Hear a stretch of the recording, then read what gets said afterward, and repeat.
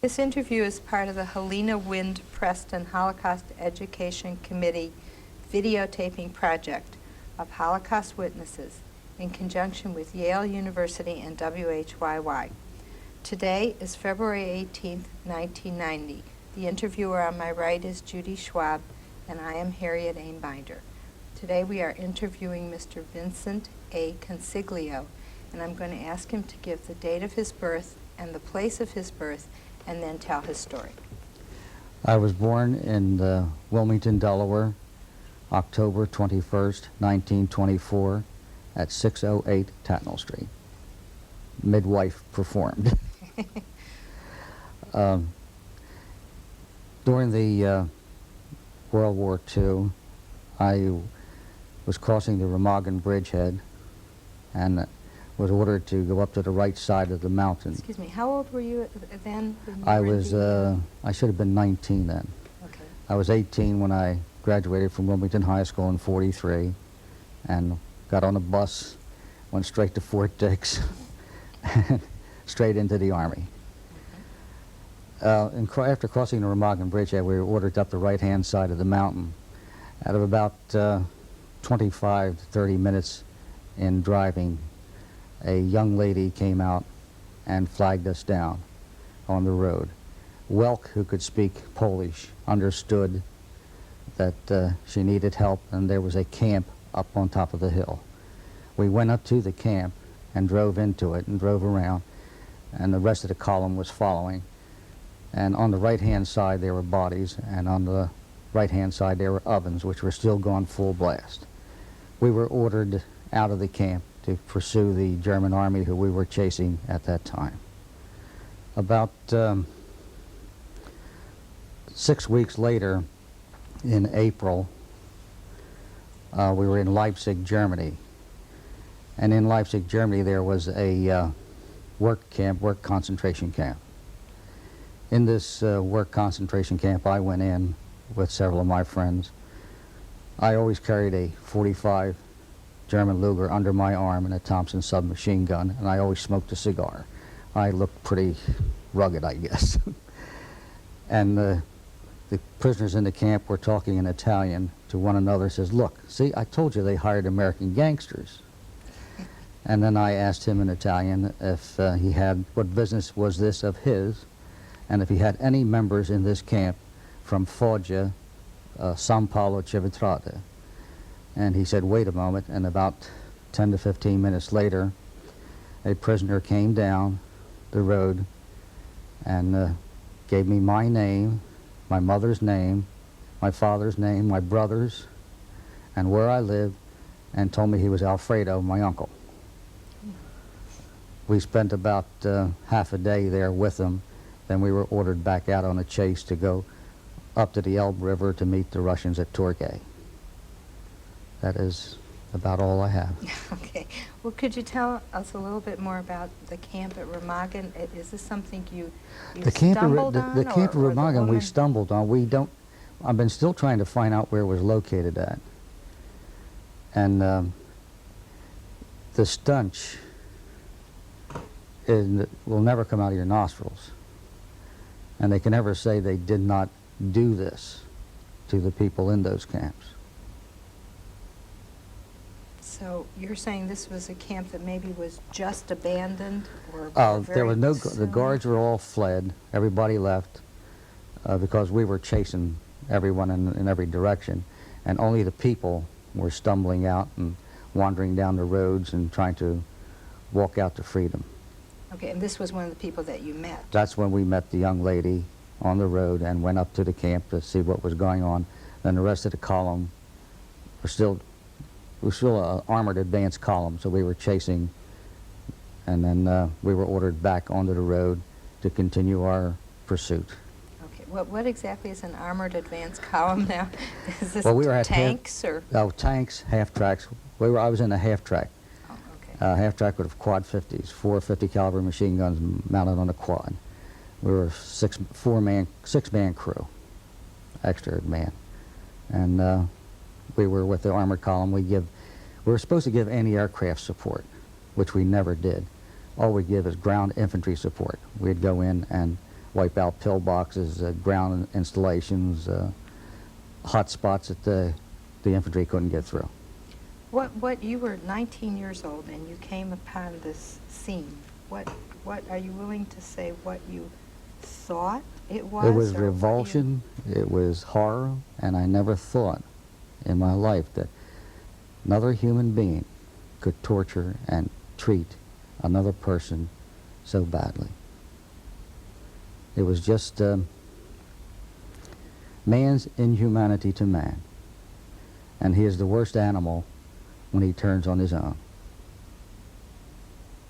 Okay, so when you say you were ordered out, that means one of your superiors said, okay, we have work to Well, do. And we need couldn't to- stop, we couldn't stay. For the rear echelon has to come in and clean up the camps and round up the people.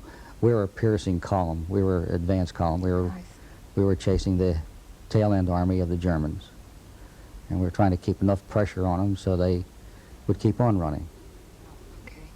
And so then 6 months later, you were at Leipzig by then? It wasn't, no, not 6 months. In April of 45, we were in Leipzig. Okay. And what was the situation then? Were you We were still still advancing. We were still chasing the Germans. We were heading for the Elbe River at Torgay to link up with the Russians. And we were running hard and hot every day as far and fast as we could, and as much destruction as you could along the way or whatever you met resistance. Okay, so then you found this work camp? We found the what it work was? camp outside of Leipzig, where it was filled with prisoners, work prisoners. And that's where I found my uncle. And he was, when I talked to him about it, what little I could determine, because we did not speak Italian well, because we were Americans first, and Italians second. And what I could speak with him, he told me he was hiding horses in the mountains, and he was caught, and he was put in the work camp. Okay. Now, did he just go back to Italy He went back after? to Italy, yes. After the war, he was repatriated back to Foggia, and his other brothers and sisters. I think there are 7 altogether, brothers and sisters there. Okay. And now you said just before something about when you went back to Germany. Did you go back to visit, or I did I didn't follow you. misunderstand you? I don't. I can't remember now. But just before when we were talking, you said, now when we went back, people nearby said, or did Oh, you when just we were in Germany and we were in the areas, and we'd go through towns and villages, nobody would admit that they were Nazis. Nobody would admit that they have done anything wrong. And the only thing they would admit is they had to do it to survive. But nobody was a Nazi in Germany when we went there. Everybody was lily white. Okay. Now, is there anything else that you want to tell No, us that's about about your all I- experience? Well, I've survived 5 campaigns in Europe, have 5 battle stars, and I guess that's about it. Congratulations. Did you ever go back to Europe to visit? No, I promised my uncle I would try to get back to visit him in Italy, but in May, no, later than May, after the war was over, I was working my way back south as a train commander, taking supplies in and out, and I was trying to get back to Italy. I got as far as Riviera. When I got my orders, they said, "You want to go home?" And I said, "Yes, goodbye." In December, I came home. That was nice, yeah. I can see why you wouldn't stick around. Okay. Now, is there anything else that you think we need, Judy? Anything I can help you with? Okay, I'm Aye.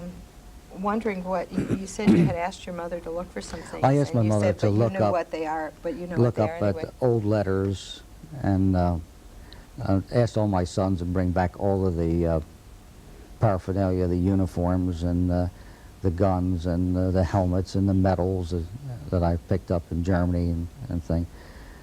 But that's going to take time. Yeah. That was on display in the Delaware Power and Light Company back in 44 or 45. I had sent most of that stuff home. And they had a display in their window for a while with those trophies and things. But after a while, a trophy doesn't make a trophy anymore. You look at it and it's... Did you find out immediately when you met this man that he was your uncle, or was it? I took him at his word that he was my uncle. And if somebody comes in and tells you your name and your mother's name and your father's name and your brother's name and says he's your uncle, just out of the clear blue sky, how can this total stranger, which I've never seen any of my father's brothers or sisters in Italy. And then this gentleman tells me everything about me. And I had to believe. Yeah. He made a believer out of me. So coincidental, you know. It was just coincidence to bump into. Just a coincidence that you bump into one another. Well, you must have been really proud of the things you did when you were such a youngster. I mean, 19 years old. You never realized you were doing that. You honestly never realized it. You were programmed to survive. You were programmed to do the military action and do not think. That saves your life. Act automatically and don't try to think it out. The elder men, guys were 25, 26, we call them old men. Well, when they stopped and thought things out, then they got killed. You had to act instinctively.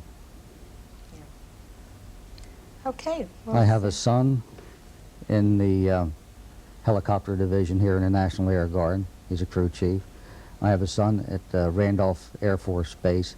He is a special combat military policeman.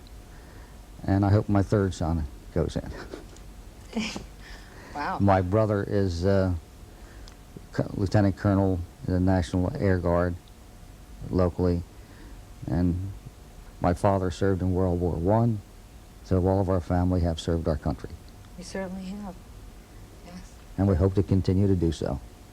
Well, I really hope you don't have to continue much longer to serve in that way. I personally hope that it'll become a reserve kind of I never issue. want to see in this country fighting in the streets, fighting in an invasion force, fighting in our streets, because it will be the most horrible experience that the American people have ever come up against.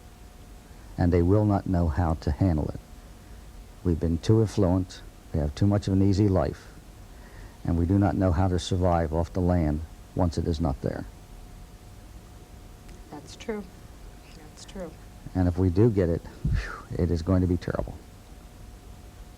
So we will end on happy notes. Thank I hope you. that we don't, but I thank you very much for coming and telling us about it. It's very important that we have witnesses who are not survivors, really.